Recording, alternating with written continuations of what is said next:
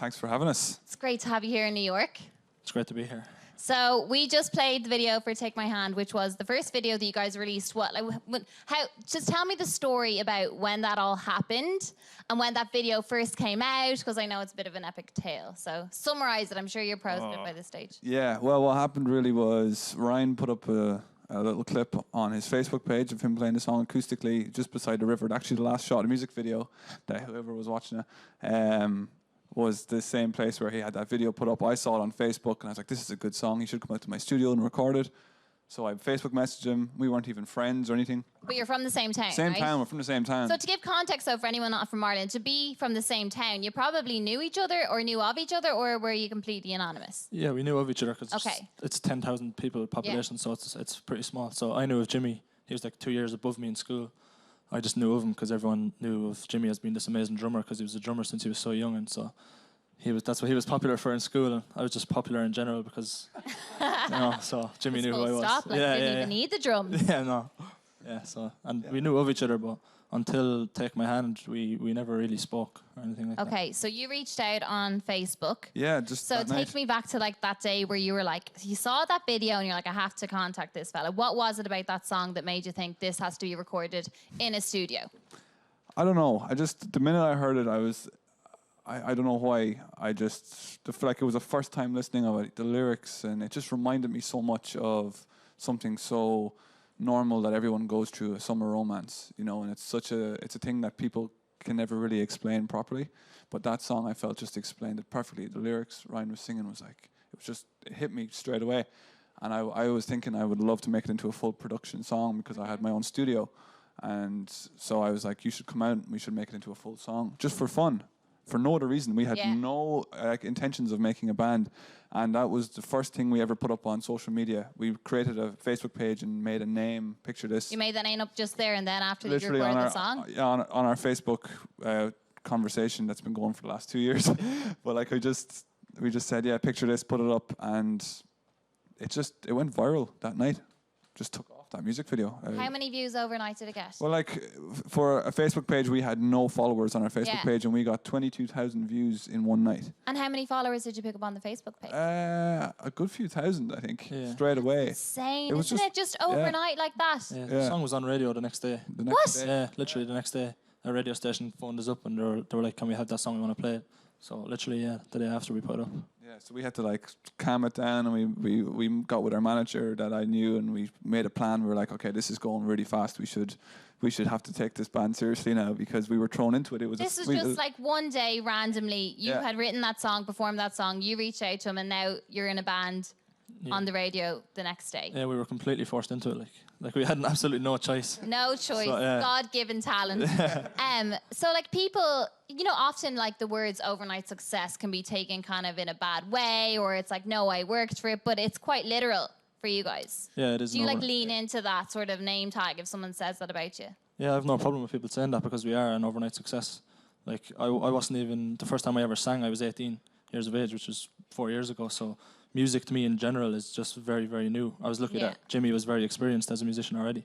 But we are an overnight success, We've this time, a year and a half ago, we weren't even a band. So to be here now is amazing, and we're very grateful for it. So not only are you in New York City now, but you also have sold, what I read, over 100,000 tickets for concerts. And then they sold out two concerts that were 8,000 a pop for each concert in 3 minutes on Friday. Isn't that right? Yeah, and the Tree Arena. We sold out the Tree Arena in 3 minutes, which I still can't believe. Jimmy rang me at, the tickets went on sale at 9 in the morning, and Jimmy rang me at 9:05. And I was like, what do you want? It's 9:05 in the morning, I'm in bed. It's crazy. What do you want from me? And he was like, the Tree Arena sold out. And I was How many in Tree Arena? That's the capacity? 14,000. Yeah. And how quick did that sell out? That was 3 minutes. So 14,000 people were online at 8:59, and then by 9:03, they had all bought the tickets. Yeah, seriously, I know everyone says it, we weren't expecting it, but we genuinely weren't. Like, I went on to try and buy tickets myself. And my mom was your ringing mom, me. Yeah, no, can't even get you +1, mom. I'm sorry, I'll sneak you in, maybe. My mom was ringing me and she was like, I can't get tickets. And I was like, oh, there's something wrong with the website. And no, it was sold out. That was just last Friday, wasn't it? Yeah, and we had to put on a second one. So there's a second arena on now, and I think there's only 1,000 tickets left. And then we sold out two other arenas down the south of the country, which were 4,000 each. Yeah, in Killarney, if any of you are visiting Killarney. Yeah, and then we sold, I think, nearly 5,000 tickets in Northern Ireland in Belfast. So I don't know. I don't know what's going on. We don't know what's going Going on. through your head when that kind of thing happens, like, because it's all happening very fast, and it's a big life change, like compared to like what you were doing with your lives like 2 years ago. So how do you compute it in your head? We try not to think about it too much. We try to let it go over our head, because if you're sitting around thinking about it, it'll go to your head and it'll become overwhelming. But we're so busy and we're all so focused on the next thing happening that we just kind of let it go over our heads a little bit. We're very appreciative of it, but we're not going to sit around and dwell on it and give ourselves a pat on the back. We want to take it to the next level all the time, but it has changed our lives. Like in a year and a half, our lives have just been completely changed. 180. What were you about doing before Picture This? So Well, you were a drummer already, right? Yeah, I was a drummer and I had toured the world quite a bit with different artists and done lots of big shows and productions. So but you're I was already jaded. Yeah, yeah. Sick of it already. I was behind the scenes, and that's where I liked being. I liked being behind the scenes and working with different artists. So that's what I was doing, really. Yeah, and I was on social welfare doing absolutely nothing. Sitting around writing songs, that's all I was doing. Eating Cocoa Pops at 5 o'clock in the day. And did you have aspirations then? If you're writing songs, surely you had aspirations to be a songwriter or a performer. What were you thinking? Yeah, kind of, yeah, because I took up music in school as a subject in my last year of school, which I was just because I had no choice. It was the only subject I thought I could do because I wasn't smart enough to do anything else. So You just didn't study. In Ireland, like, you don't have to be smart. There's the leaving cert, and all you have to do is learn loads of stuff off by heart. Yeah. And then you're fine, so... Yeah, but I wasn't bothered doing that. So you were committed to learning it off by heart. That makes sense. Yeah, I said, let's do some music. And but I had no aspirations really at all. I didn't know what I wanted to do with my life at all. I even tied with the idea of joining the army at one stage, which would have been a terrible idea because I'm a wimp. But thankfully, I was able to write some good songs. So what was the first song that you've written then? Take My Hand. Was the first song you ever wrote? Oh no, that was for Pictures. I don't know what the first song I ever wrote was. I can't remember. When did you start writing stuff? Well, I started writing. I always wrote poetry for my whole life since I was like 7 or 8, very, very young. So then I just kind of transformed the poetry into music when I turned 18 and I started singing. So it was just a natural progression for me to then start writing my own songs as well. So when you started singing, were you getting like direct feedback from people telling you like these songs are good, or were your teachers even in school being like, you're a really good singer, you should pursue this? Yeah, everybody was. I wasn't sure because I was very shy. I didn't want to sing in front of anybody. And I remember the first time I ever sang in front of anybody was my family, and I made them look the other way. I didn't want them to look at me when I was singing because I had never sang in front of anybody. Look at me. Yeah, that's literally what I was like. But then everyone said, you can really sing, you should really do something about it. How old were you when you did that first with your family? 18. Okay. 18 years old, yeah. So, yeah, they all told me that I should do something with it. And I said I would, but I didn't think I'd end up like this the way I have. So flip it back. So I know the mind frame you were in when you saw the song. When you got that message on Facebook, did you just think, what's this lad saying? Like, is this song really good? Should I record this? What went through your head? And then what was it like meeting for the first time and going into the studio? Yeah, well, again, I didn't realize how good that song was. I never really thought about it. I just wrote a song. And then what happened was I played it for my friend at just a house party. We were all sitting around drinking and everybody else had gone to the pub and there was just a guitar there and I played the song for him. And he's a grown man and he started crying when he heard the song. And I was like, what are you crying for? That must have been terrible. And he was like, no, that song is amazing. You have to film that and you have to put it online. So then straight away I knew, okay, there is something about this song. And then when Jimmy... So you filmed it by the water, which is the last shot in the video. Yeah. Okay. And then I put it online, just myself on my own personal Facebook page, and it got a great reaction. And then Jimmy contacted me, and I was a bit shocked that Jimmy contacted me because he's held in such high esteem in music locally. So I was delighted when he wrote to me, and we actually said let's start a side project. That was our idea. Let's have just a side project because Jimmy was still touring around and stuff. But yeah, I still can't believe we ended up where we are now. So I guess even the sense of like saying let's start a side project rather than let's be in a band, let's tour the world, it's kind of like no expectations really going into it. Do you think that almost helped to gain that level of success because it was less like trying, everything needs to be perfect and more? Even I heard when you were picking your EP, you were just like, what 5 songs we put on it? Yeah, they're good. So it's not overthought. Yeah, I think that helped a great deal. I think people are too focused on they want to be famous really quick and they just want to be successful like that. But we just worked so hard. But again, we just threw that song up on Facebook. We weren't expecting anything. And that's the best way to be. We weren't focused. We didn't say, I want this song to be on radio and I want this to get 20,000 views. We were just confident in a song that we wrote and we wanted people to hear it. And then it's the people, it's the fans who elevated it to where it is. But any new band starting off, they shouldn't care about any of that. Just write a good song and enjoy it and work hard, and then it'll come. You don't be focusing on making it. And what do you think it is about the songs that makes these like 16,000 people wake up at 8:59 to book the tickets to go see it? Is it the lyrics? Is it the tune? I know it's probably everything, but what is it that makes the Irish audience and now global audience latch on, do you think? I think it is the feeling of every song. When it comes down to it, then when you strip everything back, it's the feeling. Because the songs are all written based on moods. Like Take My Hand was written about a summer romance, because I wanted to hear a song about a summer romance that wasn't kind of a real cheesy 90s classic summer romance song. And the likes of You and I, our song You and I, like I wrote that when I was really hungover. And everybody's been hungover, everybody's been in love. People can relate to these songs. Each song has been written in 5 minutes, 5-10 minutes, lyrically. Because I don't go back and change them and manufacture them and say I should change this, because it's exactly how I felt. Does Jimmy add to each other's things at all? No, not at all. We actually never write in the same room. Yeah. It's Ryan will write the lyrics and come to me with a song, send it to me, and then, like, for example, Take My Hand, I just played all the instruments to it and wrote like parts to it, and then showed Ryan. And that was the first time, and Ryan was like, yeah, this is cool. And then for every song since, that's the way we've done it. Because we just trust each other. I don't change Ryan's lyrics, and Ryan doesn't like change anything I do. Yeah. We have an understanding that what we both do, I do the music parts, and Ryan will always have the story and the feel of the song ready to go, and the lyrics. And it just works every time, so we don't want to change it. And if anyone else ever gets involved, it's not as organic as it used to be, you know. So it's very separate, but we will come together at the end and be like, yeah, it works. It's weird, actually. It's strange. But maybe if you think about it, I don't know if I could say a lot of bands aren't like this, but the fact that you didn't know each other first, so when you met for the first time and were recording for the first time, you were still relative strangers. So do you think it was a sense of like, I'll leave him at what he knows best, and then you'll leave the other at what he knows best, and there was like almost a detachment that made it easier to work together? It probably does stem from that, yeah. I think so. I think if you become too opinionated and think that you know. Like, I think if you're very opinionated about things, it can be tough. You know what I mean? Sometimes to write music, it should be the fact that it was like that. We were very shy. We didn't know each other very well, so we just kind of trusted each other. Yeah. And then when we realized actually that's a good way to go, because we're focused. There's no outside influence. You know, it just makes it happen quicker and more naturally, and it's just that's why it connects with people.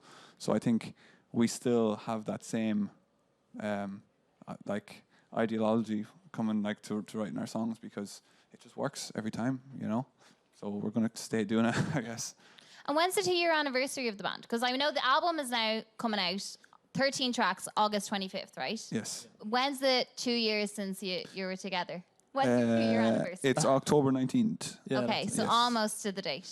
Almost, yeah. Like October 19th 2 months. will be 2 years, and it's crazy. Even like this time last year was our first time to ever come to New York to meet our now record label who had interest in us. Mm-hmm. And even then, that was like, we didn't know what was going on. Like, and we were even though it's a year ago, we were so much younger back then. Even our mindset was so much younger, and we didn't understand what was going on really. Yeah. And just to be here a year later, like even doing things like this is older and wiser. Yeah, it's really insane, but we're so thankful for it, you know, because this is like Ryan said, it's changed our lives. So the album, tell me about it. There's going to be 13 songs on it. I had a bit of a sneak listen. I also read that you said that you're not necessarily romantic and that the songs aren't personal, but there's some tracks that I find it really hard to believe that aren't personal, like Carry On. Yeah. Well, and Addicted to You. I'm like, are they coming from the heart, or have now as the songs have gone on, are some of them more personal than they were at the start? Yeah, well, every song is personal. Every song does come from the heart. But what I said was that the whole story is not exactly. It's okay. not personal. It's a dramatization of an experience I might have had. Like I might have kissed a girl in a pub on a night out, but I might have wrote a song saying I was so in love, but I wasn't. It's you can dramatize a situation. But the songs are very personal. Like you said, the likes of Carry On and Addicted to You. You can't write a song like that unless you've experienced that kind of thing. And it is a very personal album, but it's an album that everybody can relate to, because it's just about love. And everybody has experienced some type of love in some way. Have you performed all the songs? I know you were at Longitude, right? Like 2 weeks ago, wasn't it? Yeah. It's a big Irish festival. Really big one. Probably one of the biggest at the moment. after Electric Picnic maybe. Yeah. But you perform the songs from the album there, even though it hasn't come out yet. Yeah, see, we were in a very strange situation, again, because we were such a young band, that we had to play hour-long sets. Yeah, but because you were like the second headliner, right? Yeah. So we've had to play hour-long sets the past year, but we only had 5 songs out and an EP. So we've been playing new music from the very start. So these songs have had some. We've played them at a lot of gigs. I think the only song on the album that we haven't played live is a song called 95. But everything else we have played live, and they've got amazing responses every time. So we're very confident about the album, because there's no better place to find out if a song is good. Yeah. In front of, like, at Longitude. The live focus group. Yeah. Litmus test. Yeah. Out of all the tracks on the album, then, what are your guys' favourite, each of you? For me, there's always been 2 favorites since the songs were written, and it's a song called "Smell Like Him" and another song called "Carry On," which you mentioned. I'm in love with those songs. I don't know why. They're the real sad ones. They are, but they're just the most, like, I remember "Smell Like Him" when Ryan had sent me that song, and I had produced this track to it, and we sat outside Ryan's house and we played it in my car, and we played it 12 times in a row. Yeah. And we were just like, it's just, you know what I mean? We were just so giddy about the fact that we can't wait for people to hear the song. And so I still have that same feeling for that song and "Carry On" as well, for me anyway, because they are the most emotional songs on the album, I think.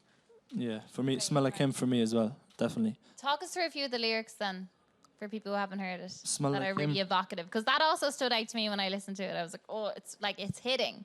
Yeah, well, the name itself is kind of weird, "Smell Like Him." It's just a song about being cheated on, isn't it? That's all. I don't want to give away too much, because it's It's not really glamorous, actually. Like, But that's you're it. really making it a big deal. there you go. I'm telling you the truth. But I don't want to reveal too much about it, obviously, because the song is not out at the minute. But it is a very emotional song. It's the most emotional song on the record. But "Addicted to You" is my favourite song on the album. I can't wait for people to hear that. And we get tweets about "Addicted to You" all the time, because we played it live a couple of times, and people have heard it, and people actually sing that song back to us at gigs, because there's like a video someone put up on YouTube of us performing it, so people are singing the words to it, and that song really connects with people. So good, because the album hasn't even come out, but like you're going to be releasing it with such confidence, knowing what people already think of it, and how excited they are. So it was recorded in Nashville. What was that like, and how long were you there? Wow, that was amazing. We'd been in Nashville at Christmas just to meet producers, and we met Shakir King, and we went to Nashville, and we were in Nashville for 3 weeks. 3 weeks. Yeah. 3 weeks, which was quite short when you think about it. We went in and we had the songs that we knew we wanted to record, and we were really, really quick at it. And yeah, it was only 3 weeks, and we were doing a song a day, really, recording a song. We were recording live. So yeah, it was like a classic way of making an album, which we were delighted to do. Like, it was class. And do you feel it sounds different now that it was done in Nashville rather than if you did do it at home? Was there any influence from your surroundings, you think, that changed it at all? What do you think about that? It's more of a question for you, because you're the muso. I don't know. Like, there's a few songs in the album that we recorded in my ma's shed, like, you know, and they hold up against them. In my studio, like, you know, I have my little setup. But I love how it's gone from being, come over to my studio and record the song, and now it's like my mom's shed, actually. It is my studio, but it's in my mom's shed. But like, when we were there, it was so easy to make things sound really good. We had such a good team, and the studio was amazing. So it kind of took pressure off us having to actually produce the songs and make them sound good. We could concentrate on the musical parts of the music and all the little details that you wouldn't usually think of. It sounded exactly how we wanted it to sound. I think the fact that we're in Nashville as well, it's such a great music city, and it's so easy to record there, and it was so easy. It's down to the song at the end of the day. If it's not a good song, it's not going to sound good. Yeah. But if it's a good song, no matter what way you record it, it's going to sound good, because it's down to the song. So we could have recorded this album anywhere, and I would have been just as confident, but we were just lucky that we got to record it in such a great city with a great producer in a great studio. And what's it like then, being away from home so much? Because I know now you have an American tour in September, and you're touring loads around the UK, and being in Nashville. Do you like being away? Is it tough at the start? What's it like for you? We love it. Like, when you're away, it can be hard at times. You just want your own bed. You want to see your family and stuff. But when you get home after like a week, you're like, I just want to be on the road again, because you get bored. Because this is so exciting, getting to do things like this every day. Not everybody gets to do it, and there's just so much things to experience. Before this band, I didn't want to go and experience things, and I didn't really want to meet new people. I was happy with the people in my life, but I've met so many amazing people from this band, and we're constantly being pushed out of our comfort zone. But it's amazing. It's the best thing to do, and it's given us so much confidence as people and as musicians. So it's great. We love America as well, especially. It's a great place for us. We love New York and we love Nashville. Good laugh. It is. It's a great. Good place to be. Yeah. So tell me now how it came about that you got signed to Republic Records, because that's obviously massive. Yeah. And you only did you have the EP out at that stage? We didn't. No. I don't think. Well, but when we were contacted by Republic, see what happened was our manager Brian had just sent out emails to different labels in the UK and Ireland, and they had heard about us, but we weren't too pushed on it. You know what I mean? Because we wanted to get the right label and we didn't want to rush into anything. But it was someone in Republic Records here in New York City who actually was looking at a Shazam chart from Ireland, and they saw Take My Hand had been Shazammed the most, and he contacted us out of nowhere, Chris Tecca in Republic, and he just said, "This is great. Like we think it's good music. When are you next in New York?" And it just so happened that we were in New York the next week. And it's like over eager. No, we're actually planning on going anyway. I swear. And it was so weird. It was like, yeah, we were actually here, and we went to their offices. We met a few different labels as well, but we went to their offices and we met them. We actually went into them with an attitude. We were like, look, everyone is saying these guys are the biggest label in the world, and it's like, oh, they're show offs, you know. So we kind of went in with an attitude, but we just fell in love with them straight away. Like, they knew everything about us. They knew about our hometown, Athy, where we came from. And they loved the music, and they wanted to do it right now, and they wanted to like do whatever we wanted to do. Yeah. And so that's why we said yeah to them straight away, because we just got on with them so well. We could talk to them on a personal level, and it wasn't scary anymore, the thought of signing to a big label. And before, was it weird? Did you think that you would lose like autonomy or lose who you were? What were your thoughts on getting a label? Because clearly it's like practical reasons. Helps with success hugely, although some indie acts do make it. But did you think that was right for your band? We weren't sure at first, to be honest, because we had gotten so far in Ireland by ourselves without any label, and we got such great success in Ireland without a label. So we were thinking, wouldn't it be amazing? Wouldn't it be amazing if we could do it without a label? But then once we met Republic and we spoke to them and we spoke to the team, we knew that it was we needed someone to take it to the next level, just enhance what we were already doing, which is what they do. Like, we have complete control over absolutely everything, which is weird for the biggest label in the world. It's a scary thought. I thought they were going to want to change us and they were going to want to dress us in matching outfits and put weird stuff like that. Which you'll do voluntarily anyway. We were going to do it anyway. Be forced into it. Yeah. No, so but it's just the right fit. We have so much control. It's amazing. Yeah. Yeah. I think we're going to open it up now to the audience. Anyone have any questions? Hi. So I know you guys played at South by Southwest this past year. What was that experience like? And do you have any other festivals you'd like to play? South by Southwest was crazy. That was absolutely mental, because we had just came from Nashville, which is such a chilled out city, and we went to South by Southwest, and it was like a war zone. It was literally like a war zone. Like, we had never been at that festival before, and we landed in the middle of it. I think it's 6th Avenue, is it, where everything goes in Austin, where like everything is going down at one time, and like there was literally probably 5,000 people on this street, and we were just shell shocked. We didn't know what was going on. So it was crazy for us to be in that kind of festival situation with the whole city being a festival. We were quite shocked, so we didn't think much of it until afterwards. We were like, yeah, it was good. We did enjoy it in a different kind of way. I'm sure if we had different circumstances, like we weren't staying in the city and it was very overcrowded, and it was just, I don't know, it literally was like a war zone for us, but we still enjoyed it. It was good. Yeah. The best war zone I've ever been in. So you didn't Google it first? Didn't Google it? Didn't Google anything. We were just like, it's just a normal music festival. Then we got there, it's like, whoa, this is intense. That's crazy, and you play like 150 gigs a day. Yeah. Really? You're just running all over the place with your guitars, like playing gigs everywhere. And yeah, it's intense, but it's good. So which ones do you want to do? Oh, wow. Coachella is the one I always think of. I don't know a lot about American. That'd be handy, wouldn't it? Yeah, I don't know a lot about. To go there. Do you know a lot about American? I don't know a lot about American festivals, but we want to play any and all of American festivals. So yes, we're playing Way Home Festival in Canada. We're playing Way Home in Toronto.